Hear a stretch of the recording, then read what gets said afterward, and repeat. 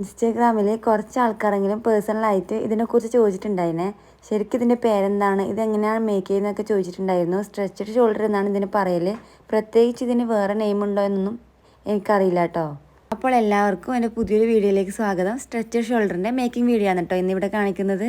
1.4 mm ആണ് ഇതിൻ്റെ size വരുന്നത്. ആമസോണിൽ നിന്നാണ് ഞാൻ ഈ പ്രൊഡക്റ്റ് വാങ്ങിയിട്ടുണ്ടായത്. ഈ ഒരു രീതിയിലാണ് ഇത് സ്റ്റിച്ച് ചെയ്ത് കഴിഞ്ഞാൽ ഉണ്ടാവല്. എന്നാൽ ഇത് എങ്ങനെയാണ് ഉണ്ടാക്കുന്നതെന്ന് വ്യക്തമായിട്ട് ഞാൻ വീഡിയോയിൽ നിങ്ങൾക്ക് കാണിച്ചു തരാം. വീഡിയോ എല്ലാവരും ശ്രദ്ധിച്ച് കാണാം. ഈ ഒരു രീതിയിലാണ് ഇതിൻ്റെ മോശം വശം ഉണ്ടാകുന്നത്.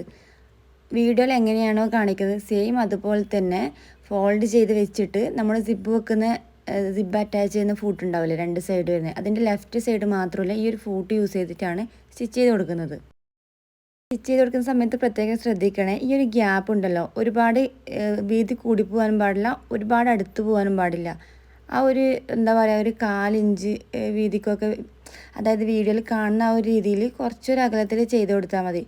കാണാനൊക്കെ നല്ല ഭംഗിയുണ്ടെങ്കിൽ ഒരുപാട് ഇറിറ്റേഷൻ ഫീൽ ചെയ്യുന്ന ഒരു ടൈപ്പ് എന്താ പറയുക, ഇത് സ്റ്റിച്ച് ചെയ്യാൻ ഭയങ്കര ബുദ്ധിമുട്ടുള്ള ഒരു സംഭവമാണ്. കാണാനൊരു സിമ്പിളായിരിക്കും, പക്ഷെ 1 മണിക്കൂർ 1.5 മണിക്കൂറോളം, സ്റ്റാർട്ടിങ് ഒക്കെ ആണെങ്കിൽ 2 മണിക്കൂർ എന്തായാലും വേണം ഇതൊന്ന് സ്റ്റിച്ച് ചെയ്ത് എടുക്കണമെങ്കിൽ.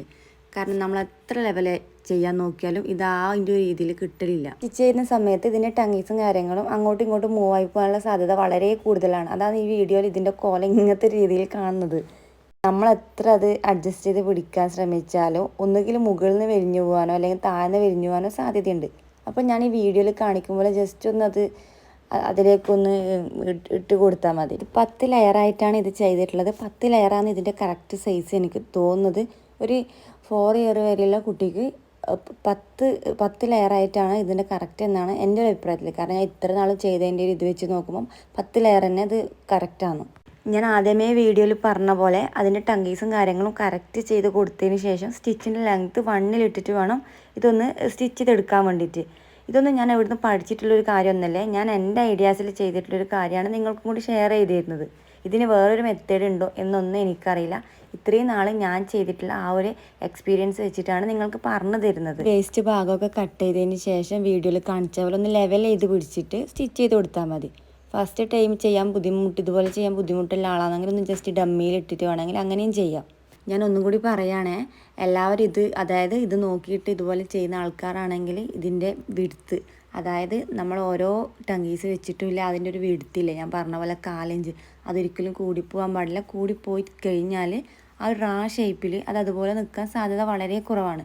കാരണം ഞാൻ ഇത് ഫസ്റ്റ് ട്രൈ ചെയ്ത് നോക്കുന്ന സമയത്ത് ആ ഒരു അബദ്ധം എനിക്ക് പറ്റിയിട്ടുണ്ടായിരുന്നു. നെക്സ്റ്റ് വരുന്നത് ഇതുപോലൊരു സാറ്റിൻ പീസ് ഫോൾഡ് ചെയ്ത് സ്റ്റിച്ച് ചെയ്ത് കൊടുക്കുക വേണ്ടത്. അതിൻ്റെ സൈസ് വരുന്നത് ബേബീൻ്റെ വേസ്റ്റിൻ്റെ ആ ഒരു മെഷർമെൻറ്റ് ഉണ്ടാവില്ലേ, അതിനെക്കാട്ടിലും കുറച്ച് കൂടുതൽ എടുത്തിട്ട് ഒന്ന് സ്റ്റിച്ച് ചെയ്ത് കൊടുക്കുക. ലാസ്റ്റ് അതിൻ്റെ മെഷർമെൻറ്റും കാര്യങ്ങളൊക്കെ അഡ്ജസ്റ്റ് ചെയ്യും. എന്നിട്ട് ഇതുപോലെ ഒന്ന് മടക്കിയിട്ട് അതിൻ്റെ സെൻറ്റർ ഭാഗവും അതുപോലെ തന്നെ സ്ട്രെച്ചഡ് വരുന്നതിൻ്റെ സെൻറ്റർ ഭാഗവും ഒന്ന് അറ്റാച്ച് ചെയ്ത് കൊടുത്തതിന് ശേഷം ജസ്റ്റ് ഒന്ന് ആ ഒരു ഭാഗം സ്റ്റിച്ച് ചെയ്ത് കൊടുക്കുക.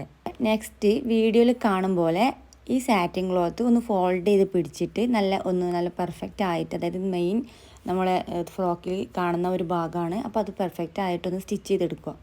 അപ്പോൾ ഇതുപോലെയാണ് ഇതിൻ്റെ ഫൈനൽ ലുക്ക് ഉണ്ടാകുന്നത്. ഞാൻ നേരത്തെ പറഞ്ഞ പോലെ തന്നെ ഇതിൻ്റെ മെഷർമെൻറ്റും കാര്യങ്ങളൊക്കെ ലാസ്റ്റ് നമുക്ക് അഡ്ജസ്റ്റ് ചെയ്തെടുക്കുക. അതായത് കുട്ടിയുടെ സൈസ് എങ്ങനെയാണോ, നിങ്ങൾ എങ്ങനെയാണ് മെഷർമെൻറ്റ് എടുക്കുന്നത്, അതായത് ഫ്രോക്കിൻ്റെ ചെസ്റ്റിൻ്റെ സൈസിന് നേരെ പകുതി എടുത്തിട്ട് അതിൻ്റെ കൂടെ 1/4 ഇഞ്ച് കൂട്ടിയിട്ടാണല്ലോ ഫ്രോക്ക് സ്റ്റിച്ച് ചെയ്യുന്നത്. പക്ഷേ ഇത് അടിക്കുന്ന സമയത്ത് 1/2 ഇഞ്ച് കൂടുതൽ എടുത്താൽ മതി. എന്നിട്ട് ബട്ടൺസ് വെച്ച് കൊടുക്കുന്ന സമയത്ത് ഒന്നുകിൽ ഒരു ബട്ടൺസോ അല്ലെങ്കിൽ ജസ്റ്റ് അതിൻ്റെ തൊട്ടിപ്പുറത്തായിട്ട് ഒന്നും കൂടി വെച്ച് കൊടുക്കുക.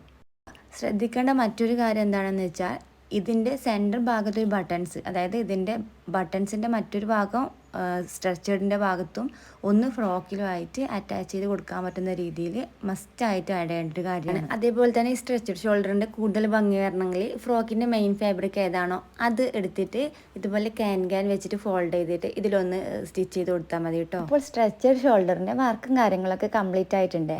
ഇനി ഇത് ഫ്രോക്കിൽ വെച്ചിട്ട് എങ്ങനെയാണ് ഉണ്ടാകുന്നതെന്ന് കാണിച്ചു തരാം. അപ്പോൾ ഇതാണ് ഫ്രോക്കിൻ്റെ ഫൈനൽ ലുക്ക് വരുന്നത്.